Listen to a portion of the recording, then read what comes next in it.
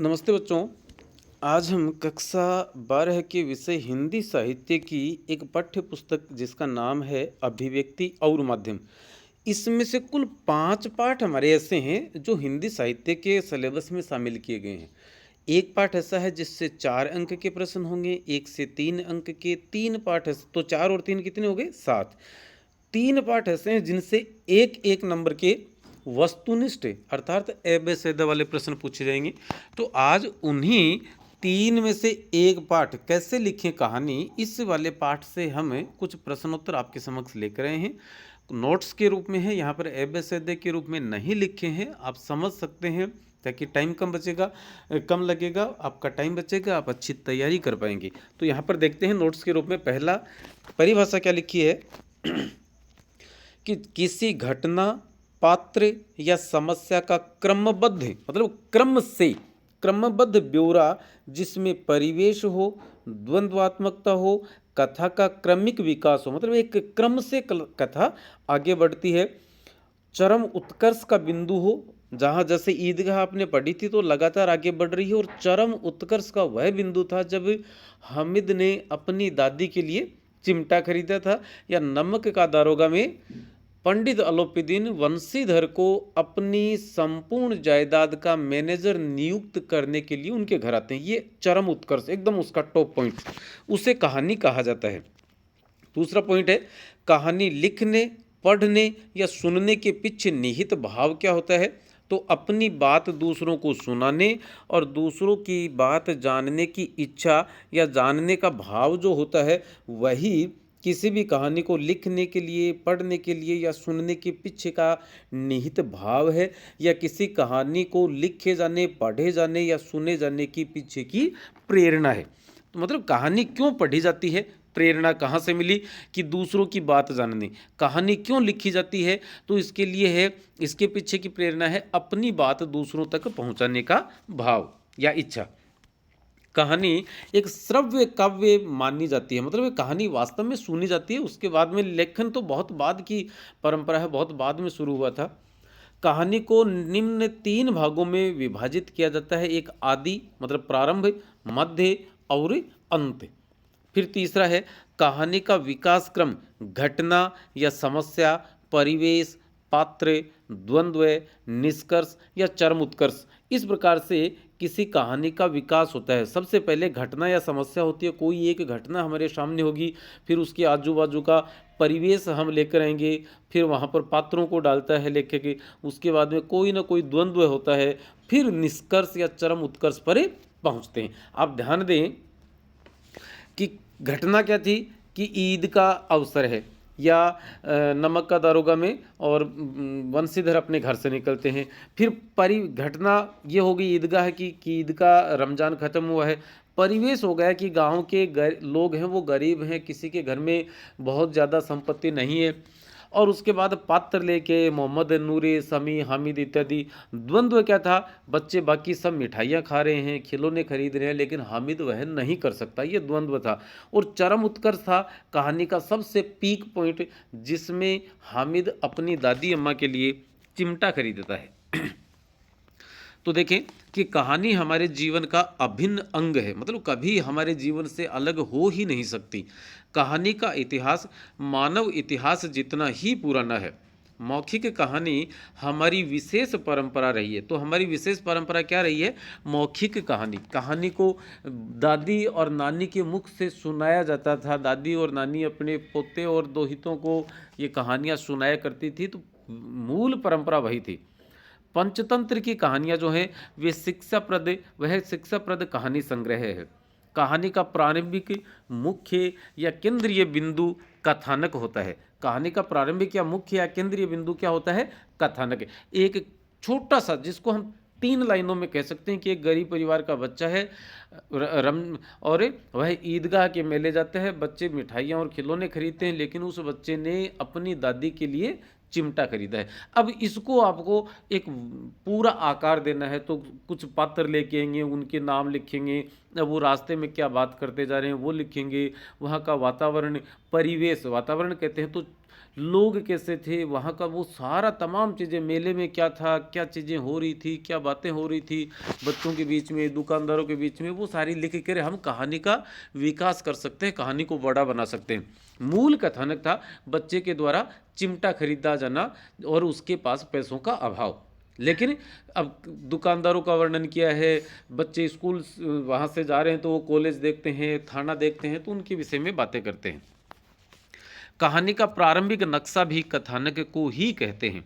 सातवां पॉइंट है, कहानी का वह संक्षिप्त रूप जिसमें कहानी की प्रारंभ से लेकर अंत तक की घटनाओं और पात्रों का उल्लेख होता है, उसे हम कथानक कहते हैं। मतलब वह छोटा, संक्षिप्त का मतलब होता है छोटा, वह छोटा रूप जिसमें कहानी की प्रारंभ से लेकर अंत तक की सारी घटनाएं आ गई, पात्रों का उल्लेख हो गया, उसे ही हम कथानक कहते हैं। कहानी का कथानक कहानीकार के मन में कैसे आता है?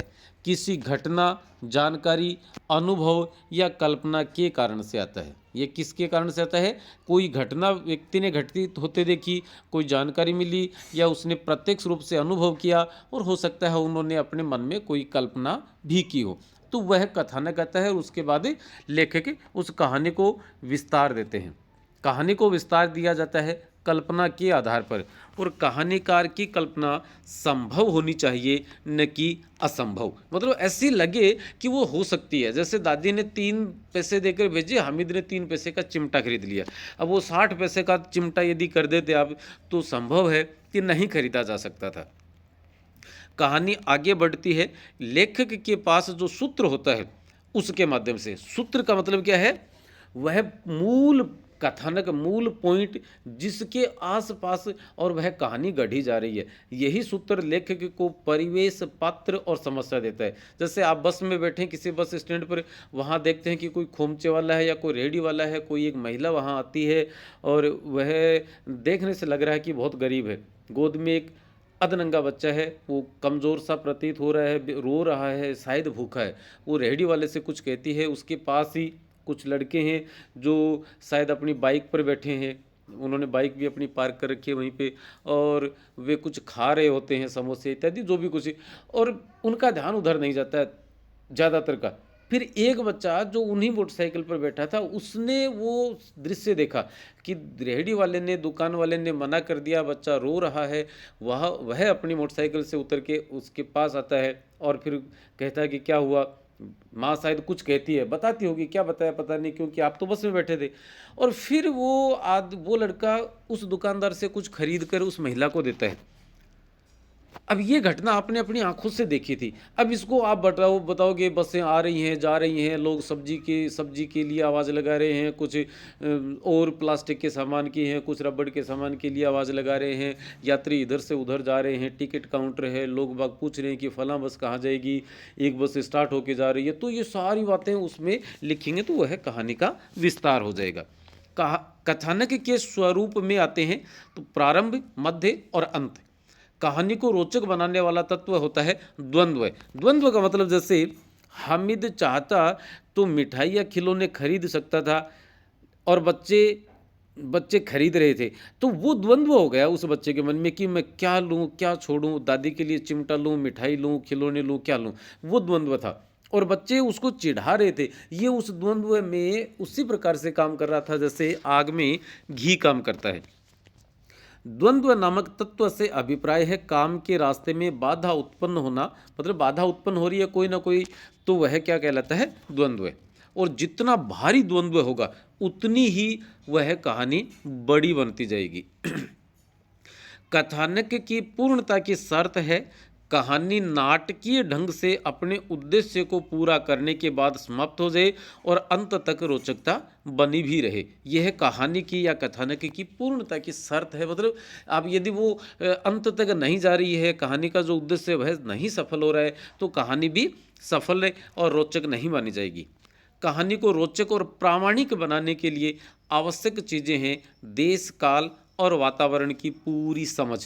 अब आप ऐसे किसी क्षेत्र का वर्णन उस कहानी में कर रहे हैं, और उस कहानी में आपने या तो लोगों के कपड़े वैसे दिखा दिए जो उस क्षेत्र में पहने ही नहीं जाते, या उनके खाने पीने की वो चीज़ें दिखा दी जो वहाँ खाई पी ही नहीं जाती। अब हम उत्तर भारत की बात कर रहे हैं, हिमाचल की या उत्तराखंड की या उत्तर प्रदेश की, बिहार की, राजस्थान की, वहाँ आप बता रहे हैं कि सब घरों में और वो बन रहे थे, अ, इडली डोसा बन रहे थे। तो ये असंभव है, क्योंकि इडली डोसा साउथ इंडिया, दक्षिण भारत का मुख्य खाद्यान्न है, वहाँ पर ये खाए जाते हैं। तो वो चीज़ें एक जैसी ही होनी चाहिए।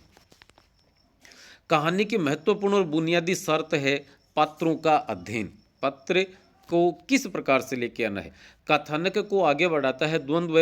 द्वंद्व का अर्थ है दो चीज़ें जो एक तो बाधा डालती है, दूसरा उस बाधा का सामना करता है। इन दोनों में आपस में खींचातान हो रही, आगे बढ़ते जाएं। 19वां पॉइंट है, कहानीकार द्वारा पात्रों का गुणगान या चरित्र चित्रण करना सबसे सरल तरीका है, पर यह आउटडेटेड और प्रभावहीन है। मान लीजिए किसी कहानी में कोई व्यक्ति दे दिया, जैसे मैं ईदगाह की बात करूंगा, ईदगाह में प्रेमचंद ने कहीं भी नहीं लिखा कि हामिद बहुत अच्छा लड़का है, हामिद ईमानदार है, हामिद कम बोलता है, ज़्यादा बोलता, कहीं नहीं लिखा। आपने पूरी कहानी पढ़ी, अब आप हामिद का चरित्र चित्रण कर सकते हैं उसके कार्यों के आधार पर। तो इसलिए पात्रों का जो चरित्र चित्रण है वह क्रियाकलाप, संवाद, अभिरुचियों और अन्य पात्रों के माध्यम से या कथनों के आधार पर होना चाहिए। उस कहानी में और कोई पात्र आए हैं और कोई लोग हैं, वो लोग उस हीरो के बारे में क्या कहते हैं उसके आधार पर किया जाना चाहिए। यह सबसे प्रभावशाली तरीका माना गया है। जैसे किसी ज़माने में कहानियाँ लिखी जाती थी तो लिखा जाता था, एक राज्य था, वहाँ एक राजा था, उसका एक बेटा था, वह युवा था, वह बहुत वीर था, वह कई कई लोगों को साथ कई कई लोगों को एक साथ युद्ध में हरा सकता था, वह कुश्ती में बहुत अच्छा था, वह भाला फेंकने में बहुत अच्छा था। नहीं, आप युद्ध का दृश्य दिखाइए कि उसका दुश्मन उससे इतने फीट दूर है, वह घोड़े पर तेज गति से भागता हुआ है और उसने देखा कि मेरे एक सैनिक की जान खतरे में है, तो उसने, उस राजकुमार ने अपना भाला जो बहुत इतना भारी था वो दूर से फेंका और उस दुश्मन सैनिक की को और घोड़े से लेकर मरा। तो इसका मतलब उस राजकुमार की या उस राजा की वीरता आपने वहाँ दिखाई। आप ये कहते थे वह राजकुमार बड़ा वीर था, वह भाला बहुत अच्छा फेंकता था, उससे यह क्या है, यह एक आउटडेटेड और प्रभावहीन तरीका, प्रभावी नहीं है। प्रभावी क्या है, उस व्यक्ति के द्वारा किए जाने वाले क्रियाकलाप या उसके द्वारा किए जाने वाले संवाद या उसकी अभिरुचियां या जो दूसरे पात्र आए हैं कहानी में उनके कथन क्या हैं, उनके आधार पर हो, तो यह सबसे प्रभावशाली तरीका माना जाता है। कहानी को गति देते हैं संवाद। संवाद ही पात्रों को गति देते हैं, मतलब कहानी को और पात्रों को दोनों को गति देने का काम किसका है। गति का अर्थ है आगे बढ़ाना, तो वह करते हैं संवाद। संवाद ही कहानी और पात्रों को स्थापित करते हैं। जैसे आप ईदगाह सॉरी नमक का दारोगा की बात कीजिए, तो वहाँ है, दुनिया सो रही थी लेकिन दुनिया की जीभ जाग रही थी।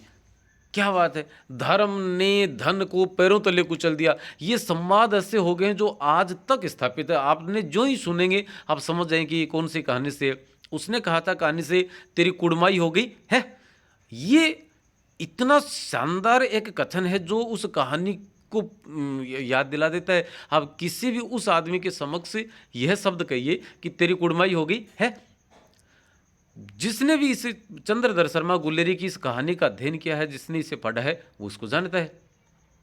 सम हाउ इम्प्रॉपर का नाम लेते हैं, आपको याद आती है सिल्वर वेडिंग। तो ये कुछ ऐसे संवाद भी होते हैं जो पात्रों को और कहानियों को स्थापित कर देते हैं। कहानी लिखना सीखने का सबसे महत्वपूर्ण तरीका है अच्छी अच्छी कहानियां पढ़ना और उनका विश्लेषण करना। अगला प्रश्न पॉइंट है कि पात्रों के संवाद लिखते समय ध्यान रखने योग्य बातें क्या क्या हैं। कि संवाद पात्रों के स्वभाव, उनकी पूरी पृष्ठभूमि के अनुकूल हों और उनके विश्वासों, आदर्शों और परिस्थितियों के अनुकूल हों। स्वभाव उसका कैसा था उसके हिसाब से किया जाए। अब जैसे आपने बात कही कि प्रेम जो मुंशी बंशीधर है वो ईमानदार दिखा दिया गया और अंत में जाके वो कोर्ट में कुछ घूस वूस लेके या इस प्रकार से रिश्वत लेके और आरोपी दिन को छुड़वा देता या छोड़ देता है ना, या केस को कमज़ोर कर देता, तो उसके स्वभाव के अनुकूल नहीं था। बंशीधर का स्वभाव था एकदम कड़क, निष्ठावान, कर्मठ, सत्यनिष्ठ, ईमानदार अफसर होना, और उसने पूरी कहानी में अपने उस व्यक्तित्व का परिचय दिया। तो संवाद जो है वो पात्रों की पूरी पृष्ठभूमि के अनुकूल हों, उनके स्वभाव के अनुकूल हों, कि 40,000 में भी नहीं, बोले साहब 40,000 छोड़िए, 40 लाख में भी मैं आपको नहीं छोड़ सकता, आप इनको गिरफ्तार कीजिए। पात्रों के संवाद छोटे, स्वाभाविक और उद्देश्य के प्रति सीधे लक्षित होने चाहिए। संवादों में अनावश्यक विस्तार से जटिलताएं पैदा होती हैं, इसलिए जहाँ तक संभव हो अनावश्यक विस्तार भी नहीं किया जाए। क्लाइमेक्स चरम उत्कर्ष को ही कहते हैं। किसी भी कहानी का जो चरम उत्कर्ष पीक पॉइंट है उसी को क्लाइमेक्स कहते हैं। आप फिल्मों में देखते हैं हीरो हीरोइन की विजय हो जाती है और खलनायक या विलेन जो है उसकी डेथ ही हो जाती है या पुलिस उसको पकड़ लेती है, वह क्लाइमेक्स होता है, वही उस कहानी का चरम उत्कर्ष होता है, वही उसका मूल उद्देश्य होता है। कहानी में भावों या पात्रों की अतिरिक्त अभिव्यक्ति कहानी के चरम उत्कर्ष को कम कर देती है। कोई बड़ाइले आदमी जो होते हैं ना, वो अनावश्यक बातें करते हैं, तो इससे कहानी का जो चरम उत्कर्ष है वह कमजोरी हो जाता है। अगला पॉइंट है कि कहानी के संदर्भ में कृष्णा सोबती का कथन। कृष्णा सोबती वही है जो 11वीं क्लास में आपने मियां नसीरुद्दीन वाली कहानी पढ़ी थी। कहानी किसी एक की नहीं, कहने वाले की है, सुनने वाले की भी, इसकी उसकी सबकी, सृष्टि समूचे परिवार की। नानी की मुहर इस पर है। इस लोक की प्रजा होने के कारण हर किसी की कहानी लिखी और सुनी जा सकती है।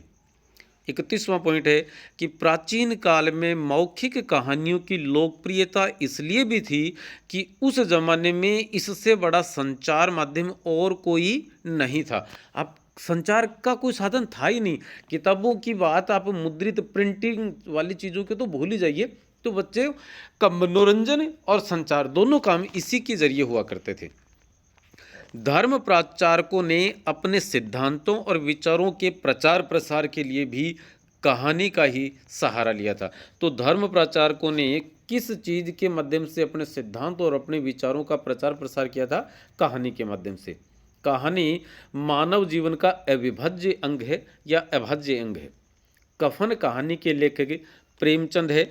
उनकी अंतिम कहानी है पठनीय है, शानदार यथार्थवादी कहानी। संवाद के बिना कहानी की कल्पना करना ही मुश्किल है और संवाद ही कहानी और पात्र को स्थापित और विकसित करते हैं और संवाद ही उसे गति देकर आगे बढ़ाते हैं। 37वां पॉइंट, जिस घटना को कहानीकार होते हुए नहीं दिखा सकता उसे संवादों के माध्यम से सामने लाता है। आप ईदगाह कहानी का दृश्य याद करेंगे तो वहाँ दो बच्चे हैं, वो आपस में बात कर रहे हैं कि अरे मेरे मामा घूस लेते थे एक दिन और आग लग गई, पूरे घर के सारे बर्तन भांडे कपड़े लत्ते जल गए और वो रोड पर आ गया, पेड़ के नीचे उनको कई दिनों तक और पेड़ के नीचे रहना पड़ा था। तो घटना दिखाई नहीं जा सकती, इसलिए उन्होंने बच्चों के संवाद के माध्यम से वहाँ पर शो कर दी। 38वां कि कहानी में हर पात्र का अपना स्वरूप, स्वभाव और उद्देश्य होता है। कहानीकार के सामने पात्रों का स्वरूप जितना स्पष्ट होगा, पात्रों का चरित्र चित्रण करने और उनके संवाद लिखने में उतनी ही आसानी होगी। कहानी के संवाद छोटे, स्वाभाविक और उद्देश्य के प्रति लक्षित होने चाहिए। कहानी में द्वंद्व दो विरोधी तत्वों के टकराव या किसी खोज में आने वाली बाधाओं या अंतर्द्वंद्व के कारण से पैदा होता है। ये द्वंद्व कहाँ है? दो विरोधी तत्वों में टकराव होता है या किसी भी नई खोज में आने वाली बाधाएं या अंतर्द्वंद्व के कारण से पैदा होता है। अगला पॉइंट है कि द्वंद्व के बिंदु जितने स्पष्ट होंगे कहानी उतनी ही सफलता से आगे बढ़ेगी। कहानी द्वंद्व के बिंदु जितने स्पष्ट होंगे, जैसे अलोपीदीन और मुंशी वंशीधर, एक रिश्वत देना चाहता था, वो अवैध काम कर रहा था, दूसरा ईमानदार आदमी था जो किसी भी हाल में नहीं लेना चाहता था। तो कहानी की सफलता उसी आधार पर आगे बढ़ती है और जो जो हम कहानी सफलता की तरफ आगे बढ़ती जाती है तो हमें और उसे वह जनता में, लोगों में अपना घर करती जाती है। तो हम हैं अभिनव सरोवा, व्याख्याता हिंदी अनिवार्य और साहित्य, और उम्मीद करते हैं वीडियो आपको पसंद आया होगा। यदि आपको पसंद आया है तो वीडियो को लाइक करें, शेयर करें और चैनल को सब्सक्राइब करें। इस वीडियो में इतना ही। नमस्ते, धन्यवाद, जय हिंद, जय भारत।